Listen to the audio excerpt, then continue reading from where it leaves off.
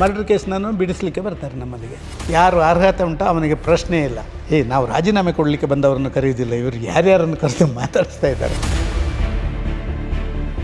ಜಿಲ್ಲೆಯ ಜಿಲ್ಲಾಧಿಕಾರಿ, ಜಿಲ್ಲಾ SP ಮತ್ತು ಜಿಲ್ಲಾ CEOಗೆ 15ರಿಂದ 20 ಸೆಕೆಂಡ್ 30 ಸೆಕೆಂಡ್ ನಾನು ಮಾತಾಡ್ತಾ ಇದ್ದೆ. ಒಬ್ಬ ಜನಪ್ರತಿನಿಧಿ ಆದವ ಇಂಥ ಜನರಿಗೆ ಒಂದು ಸಹಾಯ ಮಾಡುವಂಥ ಒಂದು ಯಾವುದಾದ್ರು ನಮಗೆ ಅವಕಾಶ ಸಿಕ್ಕಿದ್ರೆ ಅದಕ್ಕಿಂತ ದೊಡ್ಡ ವರ ದೇವರು ಕೊಡಲಿಕ್ಕೆ ಸಾಧ್ಯ ಇಲ್ಲ ಅಂತ ಹೇಳುವಂಥದ್ದಿತ್ತು. ಈ ಕಡೆ ಗೌಡ್ರು ಒಕ್ಕಲಿಗರಲ್ಲ ಅಂತ ಹೇಳೋದೆಲ್ಲ ಇಲ್ಲಿರುವಂಥ ಒಕ್ಕಲಿಗ ಇನ್ನಷ್ಟು ಬುಟ್ಟಿಗೆ ಹಾಕೊಂಡ್ರೆ ಸದಾನಂದರು ಗೆಲ್ತಾರೆ.